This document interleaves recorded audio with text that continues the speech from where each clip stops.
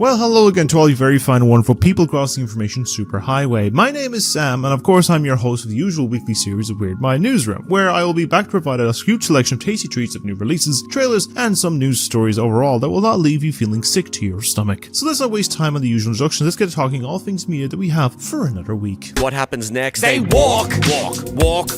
And the first of the new releases this week is one that has become the next timeline with a lot of heavy discussion, but not in the good way, as we have experienced this appeal in the past of children hearing the specific chimes of a very colourful truck to the delight or creepiness of all for a possible tasty treat from this sweet maker. But in this case, it'll be one that will have a little bit more of a deadly sinister soft serve, as we have the release of the newest horror known as Ice Cream Man. In the film, we'll see an idyllic summer turning into a sheer terror as mysterious and silent Ice Cream Man starts serving up sweet delights, with horrifying results. Now, reception on this new film, however, has not been very poorly received, as many have complained that it's poor take on the concept, lacking humor and tone, and far inferior to the 1990s version. Now, it has also been hit with major complaints about an excessive use of generative AI, a taboo in many media and in general. I do not like AI in that aspect, as well as very touchy subjects on racial jokes, pedophilia, and even excessive focus on eating disorders and bulimia. And taking the focus of knowing some that I care about deeply who have dealt with this disorder, this is a difficult thing to accept that is just fine. And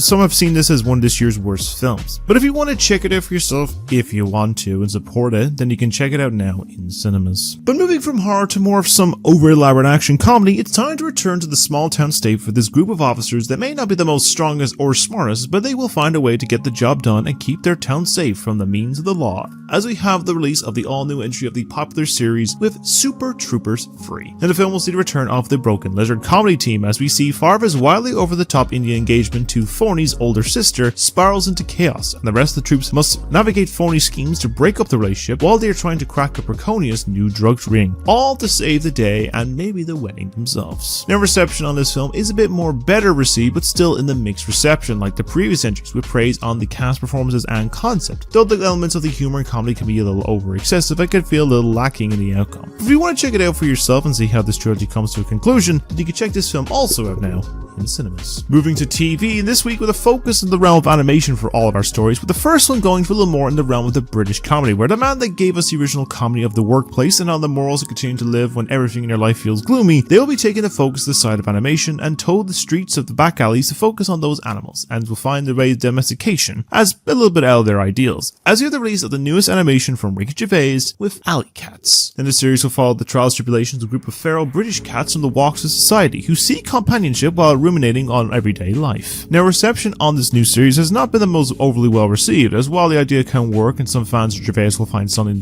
good in it, the jokes and other aspects of it being overly self-indulgent has not helped it in the overall appeal. But if you want to check it out for yourself, you can catch this whole series now on Netflix. But keeping it to the futuristic aesthetic for the last of the shows this week, while the first one was a little more grounded in the future Earth, this one is in a galaxy far, far away, and telling the story that started off as a simple one-off tale from a vast variety of stories across the galaxy, and be giving them their own full tale overall and becoming a legend in their own right that started being a simple delivery merchant. As we return to one of the many tales in the stories of Visions, with the focus narrative continuation with the series of Star Wars Visions, The Ninth Jedi. Now, based on the episode from the first and third seasons of that Vision show, the series will follow the daughter of a lightsaber smith who is being pursued by dark forces as she makes delivery of the newly crafted sabers across the galaxy. Reception on this new expanded story seems to be very well received, with praise on the expanded narrative and visually appealing animation, and showing that some sense of the world and stories from the IP still have a lot of potential and appeal when given the right concept. If you want to check it out for yourself, then you can catch the full season on episodes now on Disney+.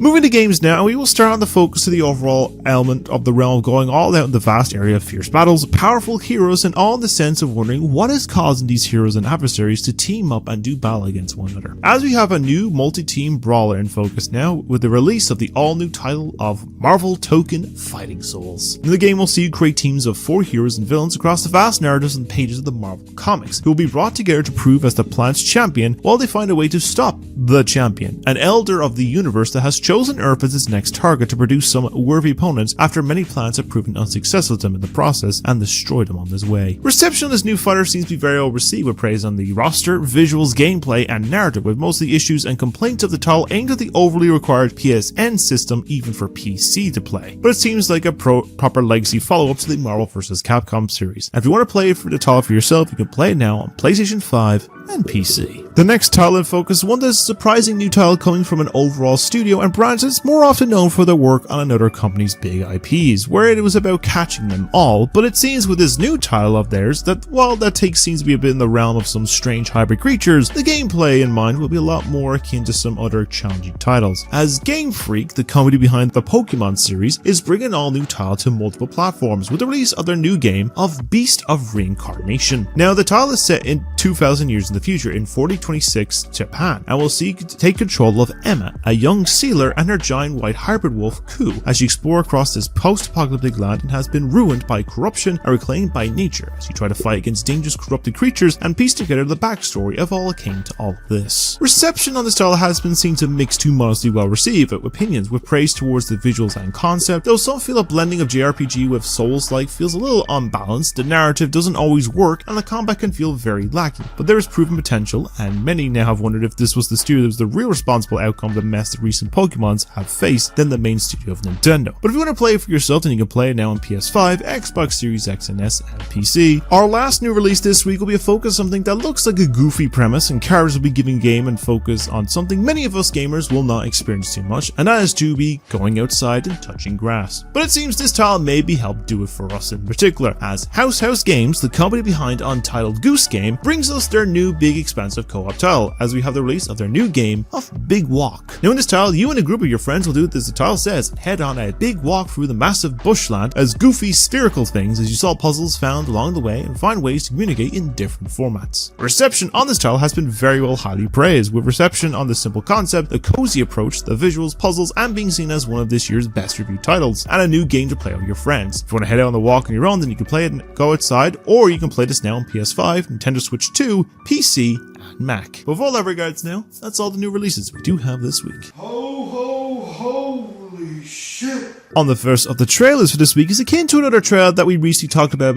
2 weeks ago, where the concept and time setting of talking on it is not in our discussions right now, and that is on the side of the holiday season. But instead of the usual take on the overdone narrative, this time we return to the version of the festive figure that will be taking the focus of the naughty or nice rule a little more serious, especially in the circumstance that he has found himself in this time around, as we have the release of the trailer for the upcoming sequel to Violent Night. Now the film will of course see Santa, once again played by David Harbour, finding himself on the naughty list after finding the purpose to continue the tradition at the end of the first film, but along the way losing the meaning of Christmas. Now sapped of his magic, he has to rediscover the true meaning while taking a job as a mall Santa, and must find him a way to protect the mall from a ruthless gangster and his crew out to kill the Viking festive legend. So I remember actually watching the original film a little while ago, and I have to say, in all honesty, the first one was surprisingly entertaining, and Harbour really fits the character really well, with having a bit more of its own twist on folklore, as well as seems like there is still a lot to appeal from the new entry to come. I also appreciate that they are going to implement the other half with Mrs. Claus, with Kristen Bell taking the role of the mantle on this, and it seems to work well with both. Plus, this will give an idea of her portraying the role of Amy in the next year's assignment, because literally the first image you see of her in this is her wielding Santa's hammer, and I think an Amy has a hammer. That's kind of the whole thing. And I'm going too deep into this, but overall, I'm for sure checking this out when it does, as the film will be making its way in its delivery into cinemas from the 4th of December this year. The last of the trailers for this week is one that I talked on a few weeks ago that came out of nowhere and was a surprise to be sure, but one that caught my interest, which seems akin to how the film's inspiration had approached their targets and called them out for when it does. As we time for you to, have a seat, please, take a seat right here, as we have the release of the official full-length trailer for the new film known as Prime Time. Now the film will tell the origins and the rise and the creation of the Dateline NBC news magazine series of To Catch a Predator. I will see the host Chris Hansen, in this portrayed by Robert Pattinson, confronting adult men looking to do sexual favors with minors and get lured to a sting house to serve justice on those dangerous individuals, and be on the hunt for his biggest catch yet. So remember the first teaser being very cryptic and telling so much in so little time, and the case now with a more focus getting idea of their recreation of the sting operations of the original television series and the follow-up as well, that it looks like they'll be quite the thriller to go along with. And I have to say as well, Pattinson just really goes deep into a role whenever possible, and is the real MVP star to the ones that say it's Chalamet, but I see the latter person playing the same person all the time, when this man has done a generational run lately. And I feel this could be a film that may be an award season contender for in those regards of things. And I feel like this is probably helping me understand the case now. This is probably going to lead up to like them hunting down the senator who ended up killing themselves, and then lead to the ending of the original series, but I guess we will find out in due time, and I'll be sure having a seat in that cinema screen when that film reportedly releases from the 25th September, but that's the US release, but hopefully around the same time. With all that regards now, that's all the trailers we do have this week. What would you prefer?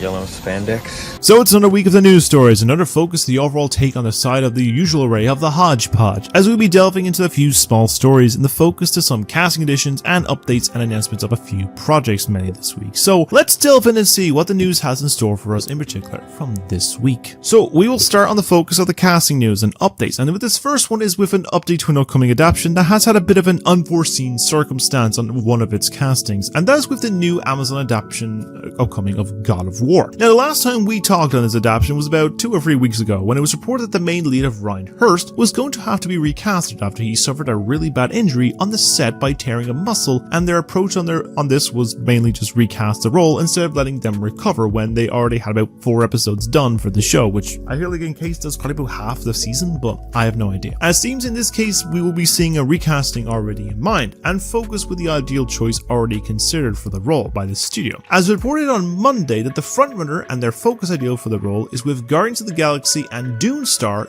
Dave Bautista to take on Kratos. Now, I will say that he will fit the role very well. He does have the fair sense of performing the serious and comedic, and I'm sure he can have some more emotional depth to this character, and I feel overall it could work, and he has the right build for it. The only concern I have is if this is the case will affect another performance that people would prefer him to portray from another IP, as many have fancast and hoped he would take on the role of Marcus Phoenix in a planned adaptation of Gears of War over on Netflix. But maybe he could do a case of both, and he could take on, as we've seen many adaptations have actors and actresses appear in multiple game series, Jack Black with like Mario, Borderlands, and the Minecraft movie, just to name a few. So maybe it could work out. Now, I'm sure we will see what will come of it, and all I do think is a solid performance can be done here. I just hope in some all regards of things this will be at least a solid actual adaptation, but if I hear anything new about this all, then I'll let you know in a later episode in that particular instance. Speaking of adaptations, we do have another one that is known on the way and has been quite a fair bit of time now, and I felt we would have had some form of footage available a week or two ago from Comic-Con, but it seems to be set for another day, and it has been with the focus of the upcoming film adaptation of The Legend of Zelda. Now, the film is about 9 months away, and the likes of any footage is probably well due in the next week or two, likely the case to do a direct focus on it. And while we have the idea of who is playing the mute hero of Hyrule and the princess herself, there has been a fair bit of speculation as to who will be taking on the overall role of the Demon King himself, from many predictions as to who will be. But this has now changed. As of this week, we was officially announced that the young rock star of Yuli Latuf Kifu will be portraying Ganondorf in this new adaptation.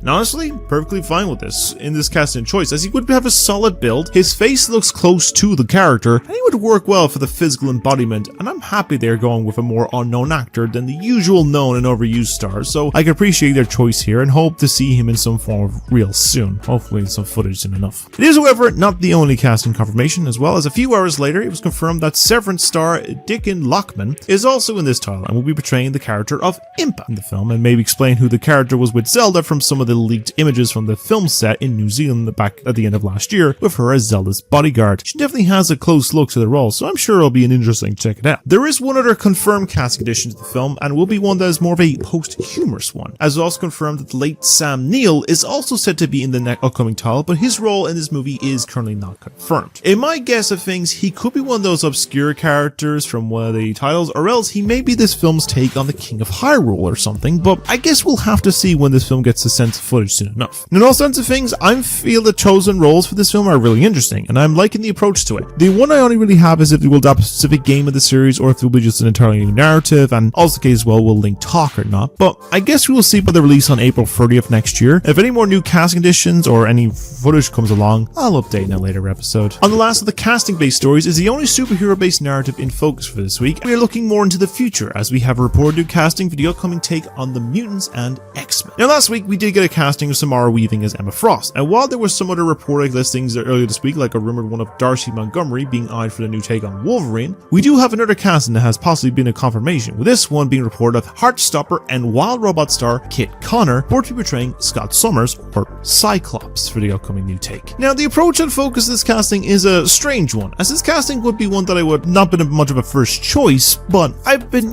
we've seen these concepts before about castings for things that seem to be a bit odd, but then turn out to be a solid solid choice. Like, I mean, the MCU had the whole thing with Robert Downey Jr. in the very beginning, and look how that turned out. So while I can't see it currently, I'm not fully gonna brush it off straight away. Now, I think in this case, it's only just reported and nothing has been made official, but from what I've heard, is reportedly they may be unveiling the possible full cast of this MCU X-Men franchise next week at D23, alongside some other Marvel content as well as some other Disney properties. So I guess we will see by Train Who at the event along with some other announcements, but for now, nothing has been made fully official, but I think it's possibly confirmed with this. But once I hear anything official, I might let you know next week or in a later episode. Now, speaking of video games, this next story is one that has been reported in some way in very small aspects throughout the last few years, but in this case with more recent news, there is a world being built and a return to one of our virtual place that has a lot of exploration to be had, as maybe soon time to put on the headsets and fully body gear again, as announced that a film adaptation to the book of Ready Player 2 is in the works. Now, this is confirmed earlier this week by Zach Penn, who had been writing and developing the script as a follow-up to the 2018 film from Spielberg, who is also confirmed to be back in the project, but in this case just as a producer to the follow-up because it was apparently a difficult project in the first place for him as a director. Now, I'm surprised over the years on the case that many people don't overly like this first film, but I know as at least I personally did, and the likes of the visuals, concept, and that from what I've heard, they fix a lot of the issues and aspects that were present in the initial book. So the likes of the follow-up is one that does appeal to me. Now, for what I've heard as well is that the follow-up book, which I need to finish reading both of them, is a lot more messier than the original. It feels a bit in some ways a rehash of the first book's quest line, but has a bit more of a darker tone, and some have emphasized it would work more as a film, so maybe we'll see this adaptation have a massive improvement over some of the messier bits of the book, and how they did with the first movie where they kind of fixed issues of the book as well. So I look forward to checking this out. Now,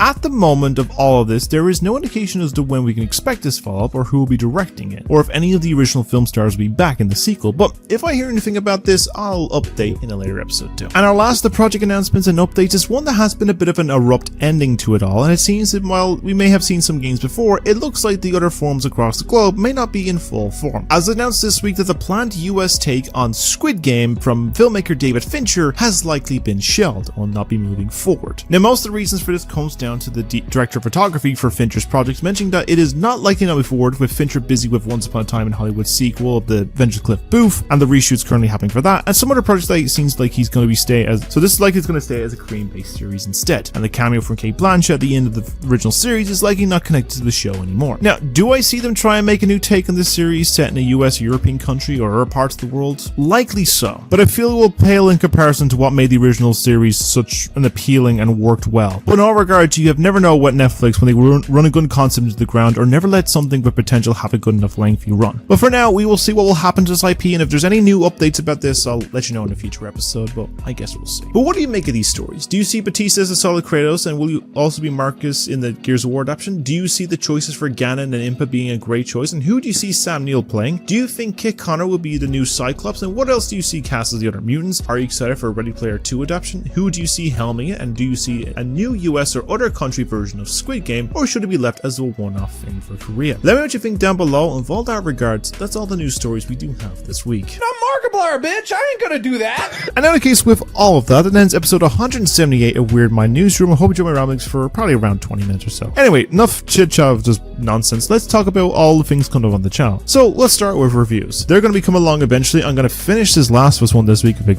God help, kills me. This weekend was a bit busy for me in case of just like all different stuff and all different things and stuff. So like I didn't have much time. So I'll get to Last of Us finished. I got TADC stuff. I'll get to Smiling Friends. I get a few other projects and stuff like that of things. I will get working on those down the line. Then in the case of other stuff like the snack size box office and a few other different genres and lengths will be coming along. So look forward to those. Gameplay wise, I just uploaded another episode of Tomodachi Life. I have a couple more ready to go. I need to get back to actually streaming more. I've been kind of lacking it a little bit and I want to get a few more games. Like I know one of the games that's been the release this week was Field of Mystery. It didn't really add in, but I might try it at some point. Another cozy game, or it might get back to like Hollow Knight or some other games, but we'll see down the line. In the case, we get back to DK Bonanza, Mario Wonder, Star Wars Outlaws, Cyberpunk 2077, and start more games like Ventilate, Resident Evil, Forspoken, Atomic Heart, Quiet Place, more Resident Evils, all these ones. So look forward to those when I eventually get to them in due time. And in the case of long form, AI audience choice, and rewatchathon, all of those will be coming along eventually. I did promise the AI video for someone as well,